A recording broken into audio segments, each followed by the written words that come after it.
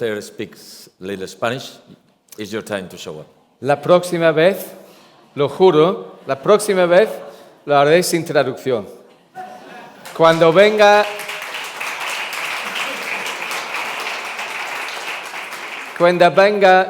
todos ustedes al Congreso en Madrid el año que viene, lo haré todo en castellano. Lo que no sabes es que vamos a hacer la entrevista en castellano. Vamos. Ok. Bueno, primero voy a hablar despacio. Primero, tengo todas las dudas de que os quede una neurona libre para escuchar algo más. No, el resto se llama diplomacia, ¿eh?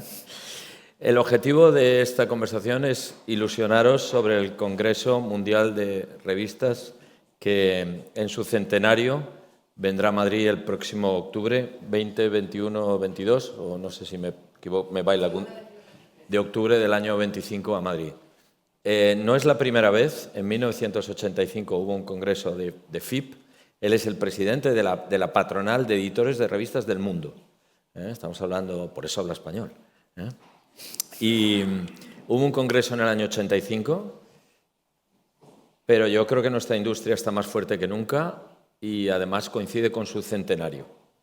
Los congresos anteriores han sido en Cascais, en Portugal, y yo personalmente he tenido la suerte, porque es un foro en el que he aprendido mucho, de estar, si no me olvido, en Toronto, en New York, en Delhi, en Nueva Delhi, en India, y en los de Portugal, y algunos se me escapa. En tu español, explica a este foro en qué consiste, qué es FIPP, y luego en qué consiste el Congreso. Bueno. Y me perdonas, ¿eh? No. Vamos a ver, es muy examen nuevo del castellano. ¿Qué es FIPP? En principio, ¿qué es FIPP? FIPP, más que nada, es una red, es una comunidad. Es una comunidad de editores, de casas de editores, y I might have to go into English. I might have to go into English to. I want to do justice to what I want to talk about. I don't want to fail my Spanish and not do justice to FIPP. FIPP is a community, as I said. FIPP is a network, and FIPP exists principally to help to educate, to inspire, and to connect global media. Our tagline is connecting global media, and that is really important to me in my role as CEO of FIPP, is to ensure that I'm enabling my members and people that come to our events, that I'm enabling them to meet with somebody with whom they could do business. Maybe it's a new partner to launch a new business opportunity in a new country outside of your own. Generally speaking, FIPP has always been at the forefront of what we used to call cross-border publishing, international licensing of brands, joint venture partnerships, and through FIPP, many of those relationships were born. We've already heard today from Natalia at Condé Nast Spain, from Cristina at Hearst in Spain, and both of those great businesses, great Spanish businesses as they are now, obviously related to US publishing houses, and were born from joint venture partnerships and agreements, many of whom were started through conversations at FIPP events. And George Green at Hearst kind of invented the concept of licensing magazines when he launched Vogue all around the world, and he was for many years a great president of FIPP, and really gave us that intention. So the world has changed, the world has moved on in lots of ways, but fundamentally we exist in order to make those connections, to provide a forum, and of course to educate and inspire our members and people that come to our events to grow their businesses. That's all I really care about, is enabling our members and our readers to grow their businesses. Yo quería contar una anécdota sobre George Green, la persona que falleció, inventó el modelo de licencias internacionales de revistas, algo que parece hoy muy común, pero a nadie se le había ocurrido que una revista importante en un país podía ser importante en otros países, interpretada por otra cultura. Cuando yo monté Spainmedia, hace 18 años, este año, mi primera revista, mi primera licencia me la dio George Green, que fue Esquire, una revista que vosotros conocéis y yo edité y dirigí durante 10 años. Presentamos la revista en la embajada americana y a George lo único que le preocupaba era si me iba a gastar dinero en los canapés de la fiesta. Porque él quería que todo el dinero, el poco que tenía, fuera dedicado a la revista, no a invitar a gente a merendar. This is a new job for you. What is your mission? What is your illusion in this new job? Well, my mission is to help my members grow their businesses, first and foremost. But clearly, I want to. Really, there's 3 steps. I want to ensure that we can celebrate the 100 years of FIPP. It's 100 years next year since the first FIPP Congress that happened in 1925. So I want to make sure we're in as strong a position as possible to do that. And actually, I believe that we need to grow FIPP. We need to grow our membership, and I'm keen to do that really by continuing to, just like any good subscription business, it's really important, as well as acquiring new subscribers, to engage your existing subscribers and keep your retention levels as high as possible. So we need to work really hard to continue to provide great value to our members. But I also know that there is opportunity for FIPP to grow in certain other areas. So I believe our community would benefit from having more members from, if you like, let's say digital pure play businesses that are now in the business of content and in the business of media that might not have been legacy magazine publishers that most of our members are today. I think there's opportunity there for us. I think there's lots that we can learn from one another. I think our magazine publisher members have an awful lot of experience and expertise that would be very interesting and useful to some of those digital businesses. And obviously some of those digital businesses have a lot of opportunities, have a lot of interesting developments that could be useful for our magazine publishers. So that's one area I'd like to see us grow. And the second is generally in the global south.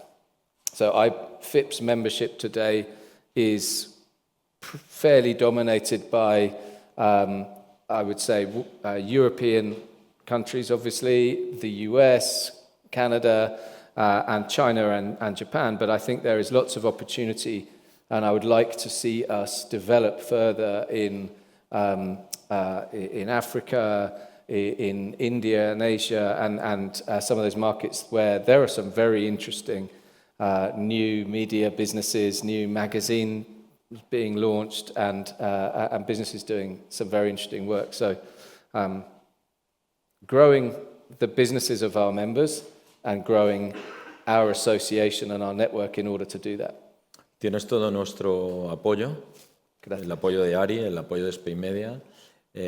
Para nosotros es muy, muy importante y quiero estar muy agradecido que hayáis elegido Madrid. How is the picture of Madrid outside Spain? How you see Madrid or the community of publishers see Madrid now? Well, I am biased. I have a biased position in this because Madrid was the very first city that I ever visited outside of the UK. In 1989, I had the pleasure of coming here for an intercambio with in the Instituto in Alameda de Osuna near the airport where and I spent many hours learning how to eat the pipas and play cards. Comer pipas. Comer pipas. But so for me, therefore, it was a very easy decision. And actually, Madrid has such a great standing in the world as a city. We heard from the Vice Mayor this morning.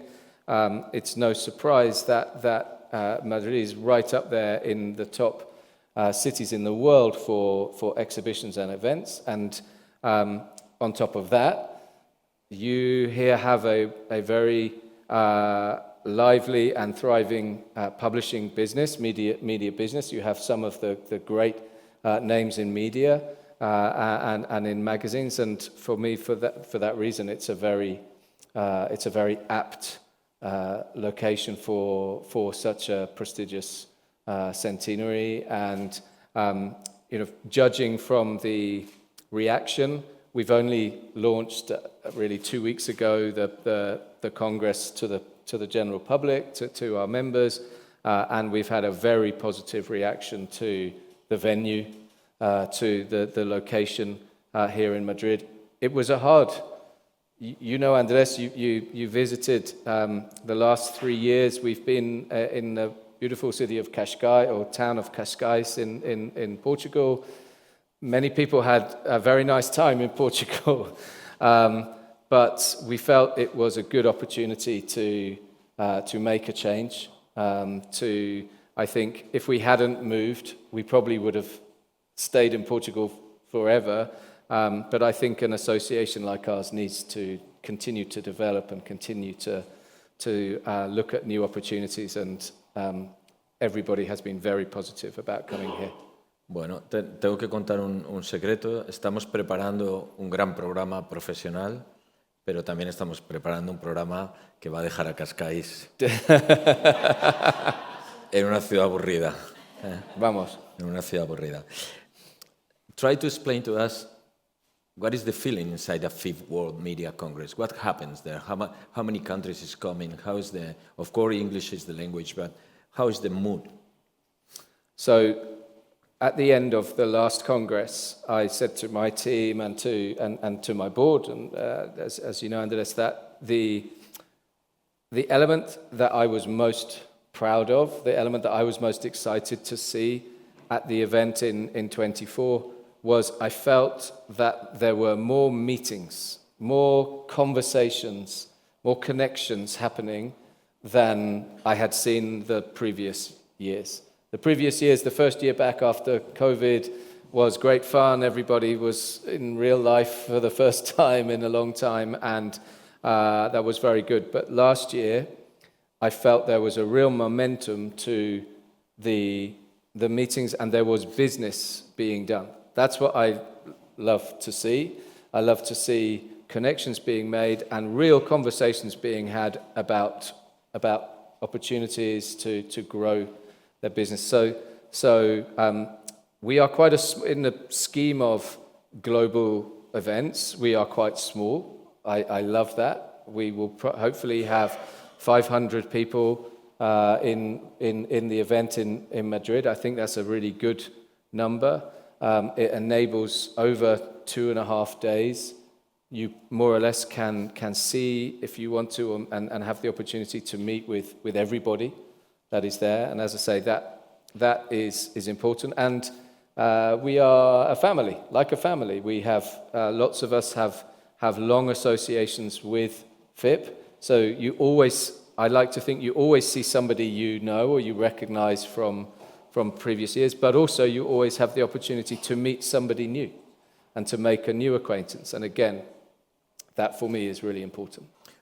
Una de las cosas, yo creo que la convocatoria internacional es una de las cosas más divertidas, pero una de las cosas a mí personalmente que me han interesado son ver los casos de estudio en países en los que uno no tendría oportunidad de conocer. Juan nos ha hecho una explicación de las tendencias del sector y de algunas soluciones, pero aprender de casos de China, de Corea del Sur, de editoriales que no tienen nada que ver. Parece que todos los editores somos iguales, y en una de las primeras mesas con la gente de Conectia hemos hablado o ha mencionado una revista de autobuses y camiones. Imaginaros los casos que aparecen en el mundo cuando se ve a ese tipo de editores tan diferentes, ¿no? Y todo el mundo tiene ganas de compartir sus casos de éxito. Es decir, a mí me ha ido muy bien con esto, I want to ask you about how the FIPP World Media Congress in Spain will be a good platform for the advertisers and for the brands, not just for the publishers. I think, first and foremost, there are going to be representatives there from I like to think, and I expect a very large majority of the world's media, not just magazine publishers, but a broader mix, and therefore there is a great opportunity for those brands for those advertiser brands and businesses to connect with media owners. But also, I think, to understand and to have a greater understanding of, if you like, our perspective and the themes and the trends that are driving our business, which in turn will, I think, help those brands and businesses to improve their own and to grow their own opportunities.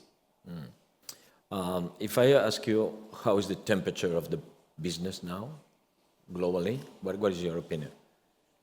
My opinion is similar to that which Juan shared at the beginning. I feel there is a cautious optimism about globally that I get from the conversations that I have around the world. I feel as if many publishers are in a position today where they feel more confident in their business models. They feel more confident in understanding the portfolio that they have, understanding the difference and the opportunity that lies with the brands that are, let's say, more based in print, the profitability that is still generated from those print brands, but also where they have opportunities to grow in events or in digital or in memberships. 5-10 years ago, that was different. There were lots of challenges coming, lots of juggling, and lots of uncertainty about which way they needed to turn. But I feel in general that more publishers are more confident of what they have, where they want to be, and what they need to be doing. And that is leading to more opportunities and more expansion and more growth. Yo creo que en FIPP tiene un gran protagonismo los editores anglosajones y asiáticos, y menos los latinos. Y tenemos una responsabilidad, y quiero agradecer a Yolanda Osinto el trabajo que está haciendo y la ilusión que tenemos los dos y la Junta Directiva para traer el Congreso. Tenemos una gran responsabilidad en incorporar a los editores hispanohablantes, latinoamericanos, por la capacidad de proyección que tiene Madrid, a nuestros compañeros latinoamericanos, en algunos casos con algunas economías o industrias más pequeñas, ¿no? Y bueno, para terminar, quiero que invites al mundo a venir a Madrid como en las Olimpiadas. Well, as we've been saying, I'm absolutely delighted to invite all of you and many of your colleagues and others that are not here today to join us in Madrid, join us here in the wonderful Círculo de Bellas Artes, just up of the road here, the 21st to the 23rd of October. If we can move the slide, I think we have one more slide. I need to give you opportunity to scan the code. If you scan the code, we have an exclusive discount for all of you that are here today. This discount only lasts for the next 48 hours, so it will disappear if you don't capture that code and enter. But I would really encourage you to book your tickets now. It will sell out. The event is already proving very popular, and as we have been saying, I think it is going to be such an important opportunity to hear great case study examples, to meet with colleagues from all over the world.